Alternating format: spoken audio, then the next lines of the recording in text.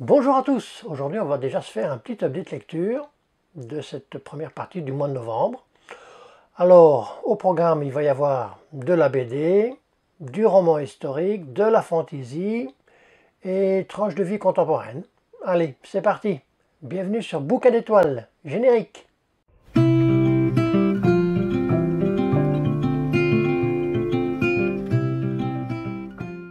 Donc on va commencer par les graphiques.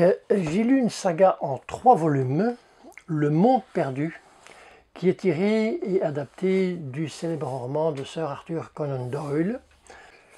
Et donc ici, le scénario est de Christophe Beck et les dessins sont de Fabrizio Feina et Mauro Salvatori. Donc aux éditions Soleil. Donc ici, nous avons le premier volume. J'espère que ça ne se réfléchit pas trop dans la couverture. Deuxième et troisième. Alors, de quoi ça parle? On va parler ici d'une expédition. On va se retrouver à Londres et puis en Amérique du Sud pour une expédition scientifique. Un des scientifiques est persuadé, parce qu'il a reçu très peu de temps avant un témoignage d'une certaine personne, qu'il y a encore des dinosaures vivants sur notre planète. Et il est accompagné d'un autre scientifique qui lui croit tout le contraire, et il va en être pour sa pomme. Donc ici, moi j'ai bien aimé le... attendez, je vais vous montrer dans le second tome. J'ai bien aimé les dessins qui sont pour moi très réalistes. J'adore quand c'est bien défini, bien réel. J'ai vraiment bien aimé. Et puis les dialogues pareil sont très corrects. Bon là je ne vais pas trop spoiler non plus.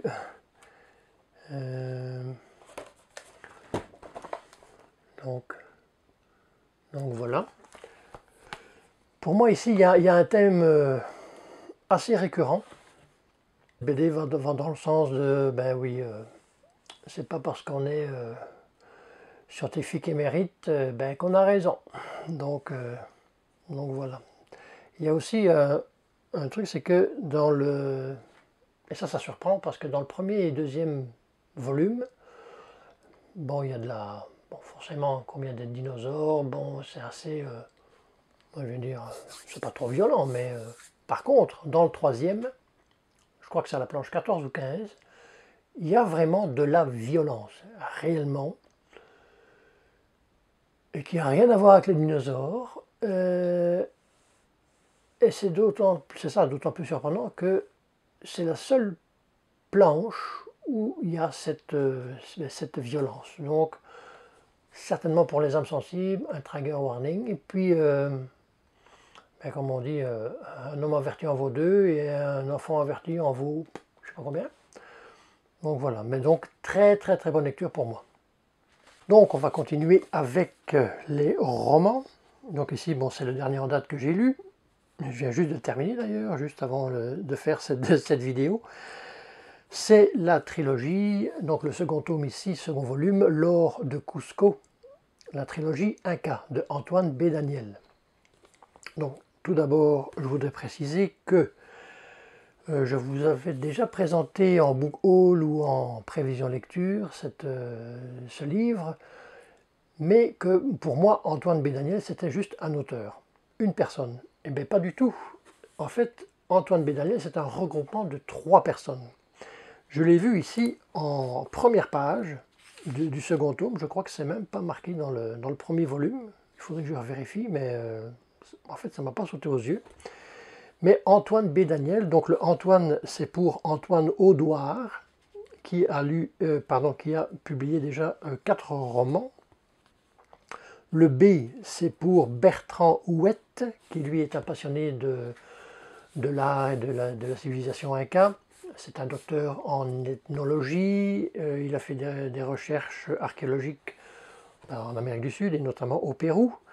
Et puis le Daniel, c'est pour Jean-Daniel Balthassa, qui lui est un photographe et un cinéaste qui a fait aussi quelques romans, je veux dire, romans, essais et scénarios de films. Voilà, donc voilà, ça c'est rectifié.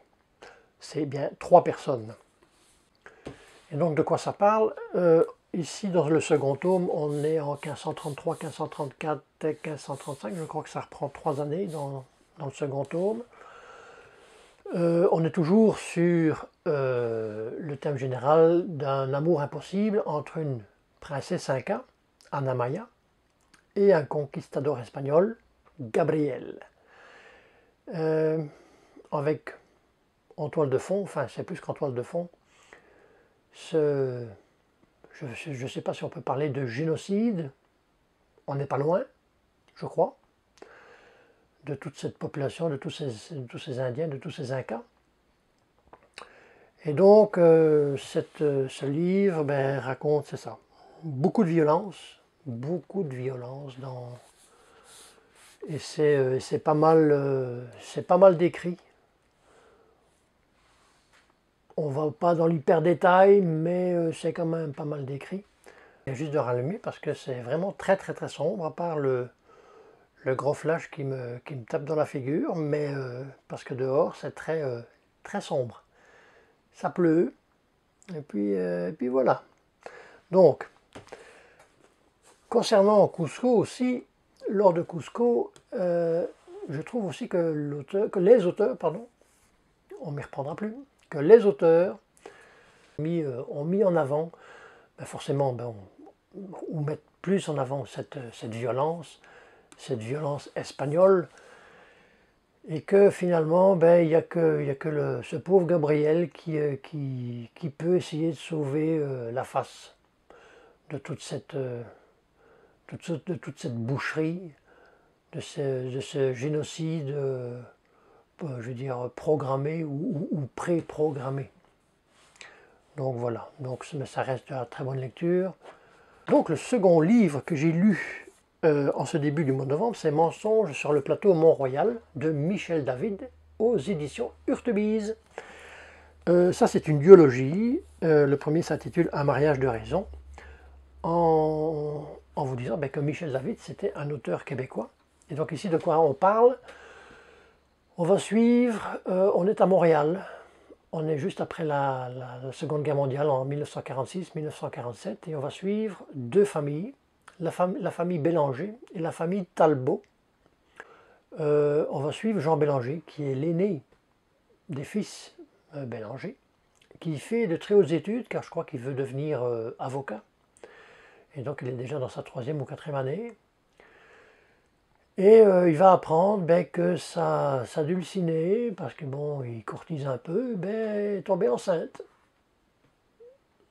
Et à l'époque, il faut subvenir aux besoins de la famille.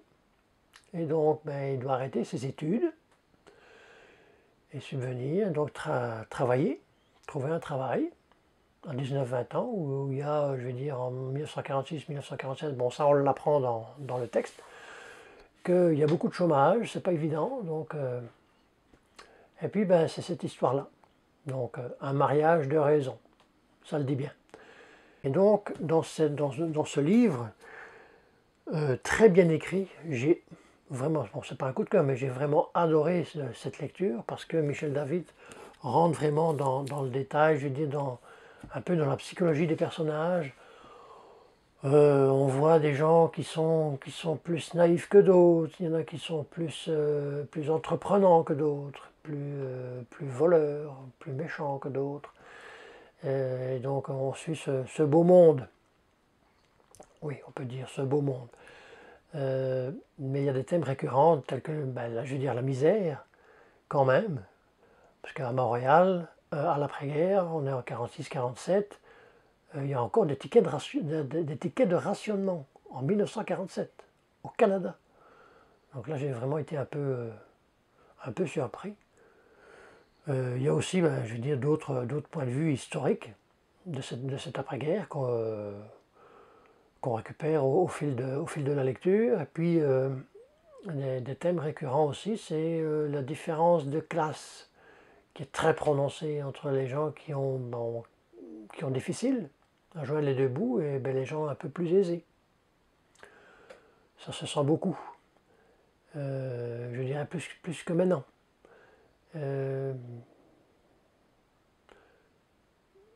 Et aussi, bon, ben, ce thème de cette charge ecclésiastique, l'Église, qui est très, très, très influente, aussi bien dans les familles pauvres que dans les familles, ben, je veux dire, plus aisées, très présente, très suivie aussi. On voit que, bon, ça commence, bon, on est juste en 47, mais que bon, les enfants, les adolescents de l'époque sont déjà un peu moins focalisés sur ça. Par contre, les parents, wow, c'est vraiment impressionnant. Donc c'est ça, donc ça reste une très très très bonne lecture. Très hâte de voir comment va se passer le second tome, parce que bon, il y a un petit cliffhanger à la fin du premier volume, pour pas faire exprès. Donc on aura le goût de lire le second tome.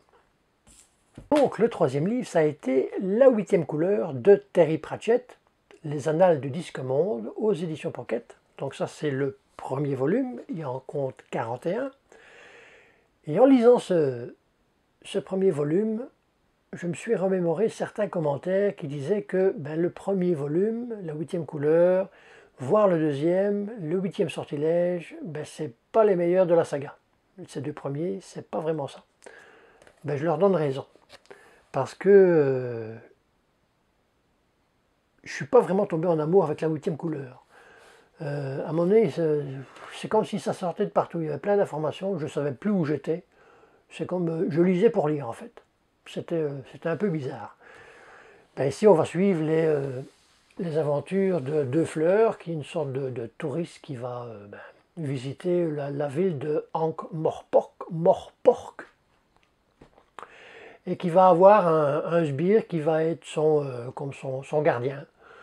C'est une sorte de mage, un mage qui connaît juste un sortilège, qui s'appelle Rincevent. Et donc c'est ça, donc c'est leur péripétie. Bon, il y a d'autres personnages qui viennent, se coller à tout ça. Mais je vais dire au final, non. Non, c'est pas une lecture que j'ai appréciée. Donc, c'est clair qu'on va continuer la lecture, parce que dans ma page j'ai le second. C'est clair que si je suis les commentaires, ça va pas être de la crème non plus.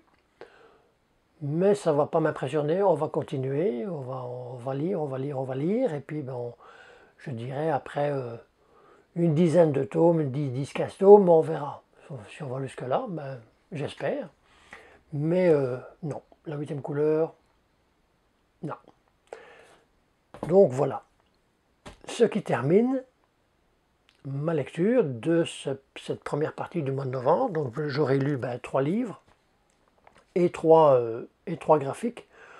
La seconde moitié du mois de novembre, ça devrait être aussi, ben, je vais dire, 4 livres et 3 graphiques normalement. Donc en attendant, n'hésitez pas aussi de mettre en commentaire si vous avez déjà lu ou Terry Pratchett ou Mensonge sur le plateau Mont-Royal, ou bien les graphiques, ou encore un cas, L'Or du Pérou.